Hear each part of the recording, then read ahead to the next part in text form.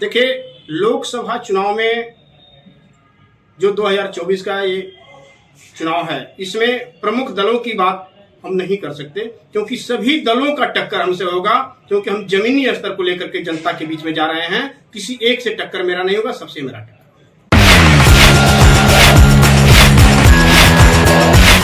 आप देख रहे हैं नेशनल वॉच, खबरों का खजाना। नमस्कार दोस्तों, लोक जन समाज पार्टी भारत के केंद्रीय कार्यालय विकासदीप बिल्डिंग पर आज एक राष्ट्रीय स्तर की बैठक का आयोजन किया गया और होने वाले लोकसभा चुनाव को लेकर के बड़े निर्णय किए गए हैं।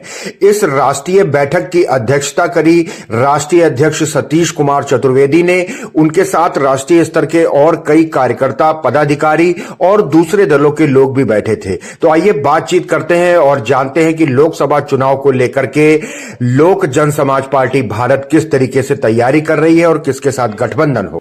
हम लोगों का जो बैठक हुआ है, इस आसन जो सामान्य लोकसभा चुनाव 2024 का है, इसी को लेकर के हम लोग कार्यक्रम कर रहे हैं। और ये बैठक हमारा मुख्य रूप से सिर्फ प्रदेश के और राष्ट्रीय कमेटी के लोगों का था और संसदीय बोर्ड के मेंबरों का, जिसमें आज 2 महीना पहले हमारी पार्टी एक घोषणा की थी कि हम उत्तर प्रदेश से लेकर के कई प्रदेशों में 30 सीटों पर चुनाव लड़ेंगे। उस समय हमारी रणनीति ये थी कि हम 20 सीट पर ही उत्तर प्रदेश में चुनाव लड़ेंगे, बाकी अन्य प्रदेशों में लड़ेंगे।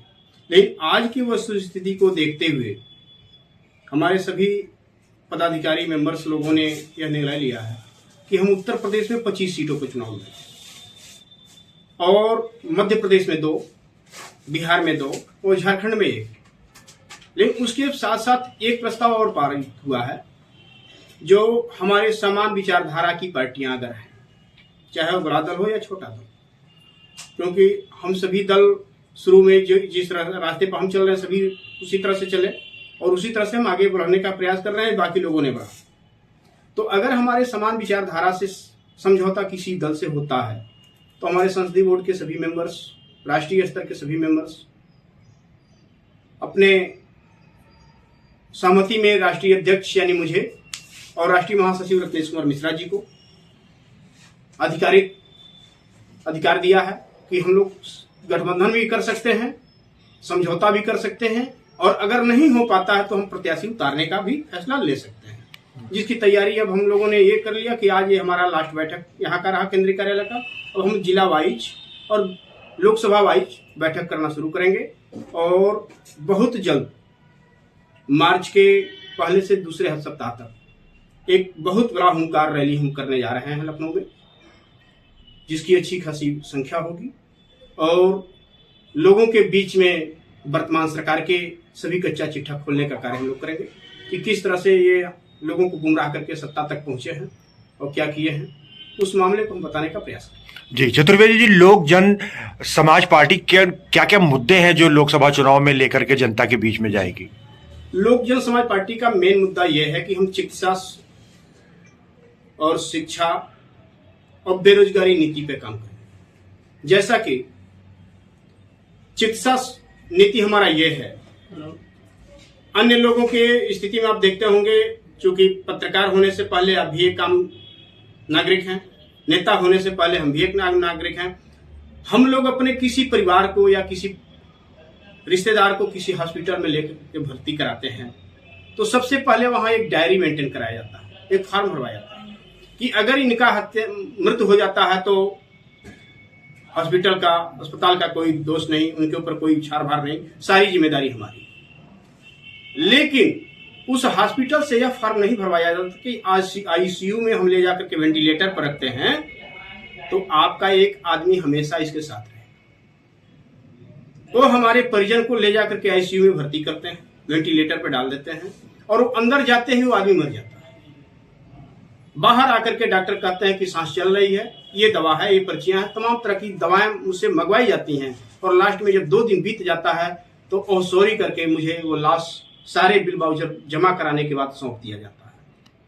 चूंकि हमने लिख दिया है इसलिए उस हॉस्पिटल पर कोई कार्रवाई नहीं हो सकती। तो शिक्षा स्वास्थ्य नीति हमारा इसी मामले पर काम करेगा कि अगर ऐसी स्थिति में वो लिखते हैं तो जितना हमसे लिया गया है, चाहे मेडिकल पर्ची के नाम पर या उनके बेड के नाम पर, वेंटिलेटर के नाम पर, उसका 2 गुना धन मुझे प्राप्त करावें, वापस करें और उस अस्पताल का मान्यता रद्द करा दिया जाए। इसके अलावा और कौन कौन से ऐसे डिपार्टमेंट्स हैं जिसमें आपको लग रहा है कि सरकार ठीक से काम नहीं कर रही है? दूसरा डिपार्टमेंट ये है कि शिक्षा संबंधी में आप आ जाइए।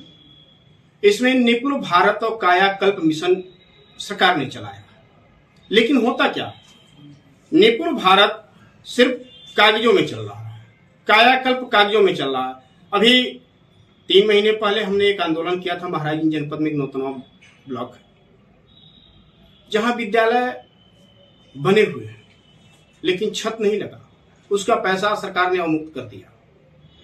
विद्यालय बने हुए हैं, उसमें खिड़की दरवाजे नहीं लगे, लेकिन सरकार ने पैसा अवमुक्त कर दिया। विद्यालय बने हुए हैं, उसमें प्लास्टर नहीं हुए और 10 साल पूरा नहीं हुआ, घर भी नहीं। तो शिक्षा विभाग में सबसे ज्यादा व्यापक भ्रष्टाचार है कि वो सिर्फ और सिर्फ धन अवमुक्त करना, उसमें बंदरबाट करना और अध्यापक को ही ठेकेदार बनाना, ये सबसे बड़ा भ्रष्टाचार। जी चतुर्वेदी जी, क्या आपको लगता है कि 2024 के लोकसभा चुनाव में किस प्रमुख दल से आपकी टक्कर होने वाली है? देखिए, लोकसभा चुनाव में जो 2024 का ये चुनाव है, इसमें प्रमुख दलों की बात हम नहीं कर सकते, क्योंकि सभी दलों का टक्कर हमसे होगा, क्योंकि हम जमीनी स्तर को लेकर के जनता के बीच में जा रहे हैं। किसी एक से टक्कर मेरा नहीं होगा, सबसे मेरा टक्कर।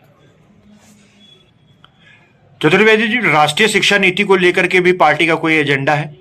जी, हम लोग यही चाहते हैं कि पूरे देश में एक ही स्तर का शिक्षा नीति लगाया जाए, अलग अलग न हो कि यूपी बोर्ड अलग हो गया, बिहार बोर्ड अलग हो गया, सीबीएसई बोर्ड अलग हो गया, इस तरह का ना हो। पूरे देश में एक ही बोर्ड हो, एक ही नीति हो। और इसी के साथ एक चीज और मैं कहना चाहता हूं, ये 1 नेशन 1 इलेक्शन की बात करते हैं, तो कम से कम सत्ता पक्ष सरकारों को यह चाहिए कि जिनके ऊपर आपने लांछन लगाया कि वह आदमी भ्रष्टाचारी है, वह आदमी अपराधी है, जब आपके दल में जाता है तो कैसे गंगा से धुल जाती है। क्योंकि अभी ताजा तरीन मामला बिहार का है। बिहार के सीएम नीतीश कुमार को उत्तर प्रदेश से लेकर पूरे देश के लोगों ने कोसने का काम इसलिए किया क्योंकि बिहार में जाकर के भारत के होनहार प्रधानमंत्री ने कहा बिहारियों के डीएनए में खोट है और इनका डीएनए टेस्ट होना चाहिए। भारत के होनहार गृह मंत्री ने कहा कि नीतीश कुमार के लिए दरवाजे बंद है और इनको हम नहीं लेंगे।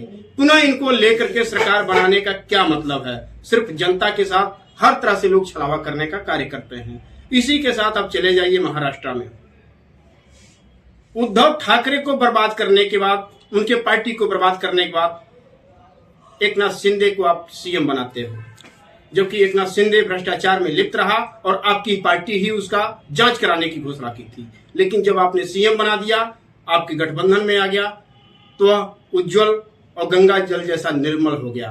पुनः अजीत पवार, छगन भुजबल, इन लोगों के ऊपर आपराधिक मामले से लेकर के तमाम भ्रष्टाचार, तमाम घोटाले हैं, लेकिन जो ही आपके साथ जाते हैं ये गंगा से धुल जाते हैं। इसलिए मैं आपके माध्यम से केंद्र सरकार और प्रदेश सरकार से यह कहता हूं और यह मांग करता हूं कि अगर किसी के ऊपर लांछन लगाते हो तो उसका जांच बखूबी कराओ। वो अपना परिवार हो या गैर हो, उसको अपने साथ मिला करके अपने आप का मट्टी प्लीत ना करो, क्योंकि मट्टी प्लीत इन्हीं सब कारणों के नाते हो रही है और इस सारे मामले को लेकर के हम जनता के बीच में जा रहे हैं।